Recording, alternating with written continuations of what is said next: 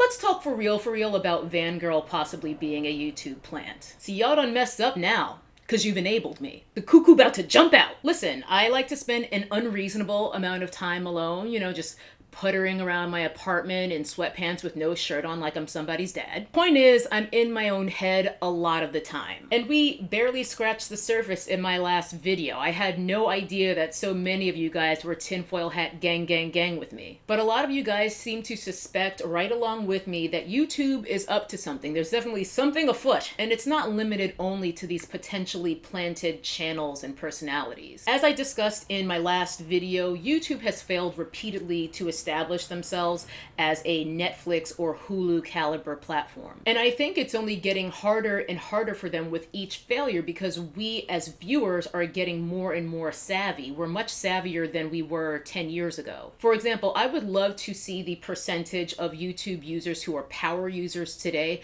compared to what I know was a relatively low percentage 6 or so years ago. More importantly is the expectation of the user, because when you or I, when we go to YouTube for content, almost certainly our expectation of what that content should be and will be is going to be different from what it is when we go to Netflix for content. I was chatting with you guys in the comments about this, and I know for me, my expectation of what I want from YouTube is completely different from what I want from TV. And at this point, many of us are power users. Insofar as a lot of us, we see through the matrix. We don't go to the trending page to decide what we're going to watch. We're quite judicious about what we consume and what we do not consume. And all of those decisions are, of course, being tracked and stored. Google, which of course owns YouTube, owns an unbelievable amount of all of our personal data at this point. Pretty much all of it. YouTube and Google have comprehensive psych profiles on pretty much all of us. I know. It's terrifying. But as the old saying goes, if the product is free, you are the product. This is why Gmail is free, this is why YouTube is free, this is why Instagram is free, and this is why Facebook is free. This is why there's a bar of entry to use even the most basic features on these platforms, like liking a video or post or commenting and other things like such as. By forcing people to create accounts to have access to even these basic features to engage with the content that we consume, they're able to track our behaviors, in many cases, for upwards of a decade now. And if your Gmail is also the same address you use to log into your YouTube account, forget about it. This means that they have data on how long you watch this video and how long you watch that video. How many times they have to show you a suggestion before you actually engage with the content, what you subscribe to, what you unsubscribe from, the list goes on and on. Fact is, Skynet, Google, knows more about us than any of us really would like to think about. And it's only learning more each day, even right now as you're watching this video, or maybe if you've already bailed on it and you haven't even heard me say this part, it's tracking all of this. The call is coming from inside the house. All of this information creates a fairly serious existential crisis of wondering just how much of our feeds are free will based on our choices versus conditioning based on predictive behaviors, doesn't it? We have opted in to being stalked. For the record, it has not escaped me that I'm using the very technology that I'm bemoaning to post this video. I do appreciate the irony. If nothing else, I'm a walking contradiction. A Luddite with a YouTube channel. The greatest irony, though, is YouTube profiting from me criticizing it. As long as this video doesn't get demonetized, which it probably will, they're making a nice cut of the AdSense. Anyway, with a decade plus of data on all of us, I would hope that YouTube has learned something from their past blunders. And this is why I think they've gotten more sophisticated with moving forward in their attempt to reshape the brand. Case in point, Jennelle Eliana, aka Vangirl. I reiterate, I 100% do not know for a fact that she's a plant. It's just kind of fun to speculate because it's not that far-fetched. And moreover, I truly hope that she's not a plant. I want her to be real. But I got my tinfoil hat on under this turban,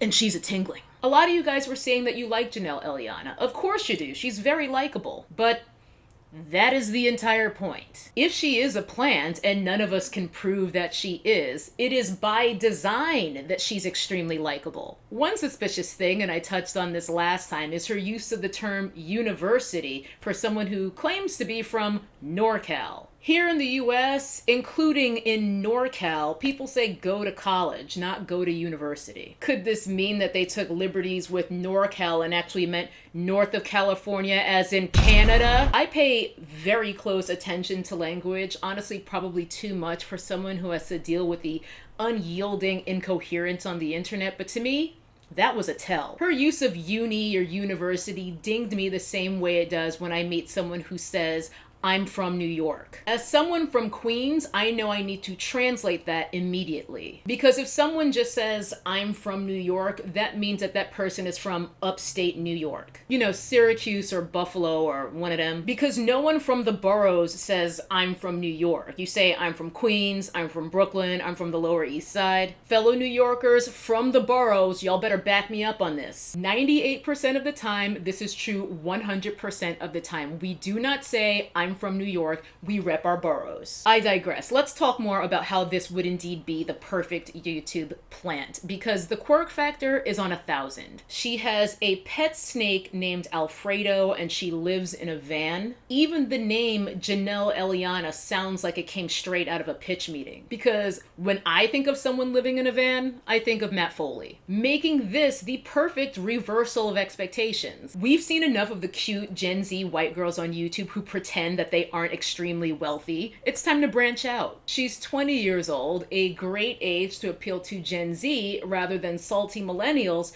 who refuse to play ball with YouTube's repeated reboots. She also mentioned being first generation and having an African dad in her interview with Philip DeFranco, and conveniently has no trace of herself online whatsoever predating her come up, because she claims not to have gotten a laptop until her senior year of high school, I believe. Call me a hater if you want, but I don't believe you. It's all just a little too convenient. She's also somewhat racially ambiguous because we know she has an African dad, but Africa is a continent. Although I will concede that her race and her ethnicity do not matter. In this country, far too much emphasis is placed on how we can classify and label people. I only mention her being somewhat racially ambiguous because, cynical as it is to say, she's the right kind of black girl if YouTube were to be casting the next black star, not to be confused with Black Star. It doesn't have to matter to me personally what a person's race or ethnicity is to still be able to see quite clearly that a racially ambiguous exotic aesthetic is priced very, very highly in social media, and it sells. Let's be real, she's thin, medium light brown skin, and she's got a hair texture that companies have been trying to sell women with my hair texture through their custards and creams and puddings for the better part of a decade. Best of all, her channel's success offers YouTube plausible deniability in the face of anyone who challenges them in terms of being really sincerely inclusive in terms of whom they embrace publicly. After all, YouTube seems to have all but done away with programs like Next Up for content creators. Seems now that they're just deciding for themselves directly who's next up, who's the next big thing, and they're seeing to it. I mean, some of y'all were telling me in the comments that you had been subscribed to her channel without even knowing it. I say again, do not put it past them to juke the stats. I will say though, juking the stats is not a great strategy long term. On the channel that I worked on in the original programming initiative, once they stopped gifting us subscribers, everything went to shit. Juking the stats only caused a ton of confusion once it became time to grow organically. Luckily, we did manage to turn things around, and even though I'm not there anymore, the channel is still very much around. What was the change, you ask? How did we turn things around once juking the stats was no longer on the table? We made the channel feel like a real place and not a corporate brand. We made it personality based and focused on us, the people who were actually working there running the channel. And it worked.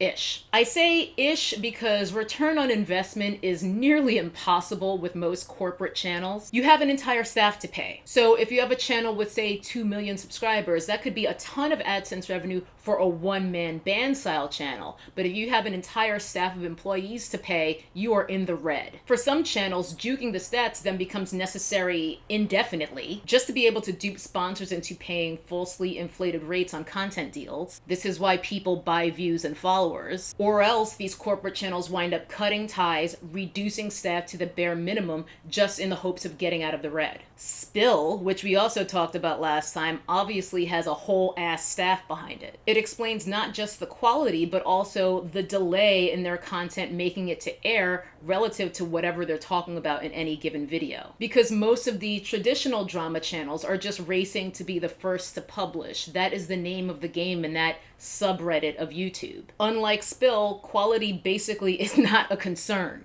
This is how we wind up with a 15-minute long voiceover video where we're just staring at the same screenshot the entire time. Somehow these channels manage to find ways to turn someone liking someone else's tweet into a 10-minute plus long video just so that the video is long enough for them to sprinkle in 5011 mid-roll ads. But Dramageddon a few months back showed YouTube that there's a pretty penny to be made in drama videos, so why not get in on it? And at the same time, why not elevate them? All of this, Emma Chamberlain, Spill, Jennelle Eliana, it's all obviously about money. Even with all of the unsavory, not advertiser-friendly channels like mine, YouTube is already making money hand over fist. But there's more money to be made if YouTube looks a certain way. After all, World Star is not getting the same CPM as, I don't know, Goop? Is Goop still a thing? And of course, the YouTube overlords want to maximize their wealth by appealing to the highest paying advertisers. And you might be wondering, why does any of this matter? If we like Jennelle Eliana, what's the harm in her being the next Jenna Marbles or whatever? There isn't harm per se,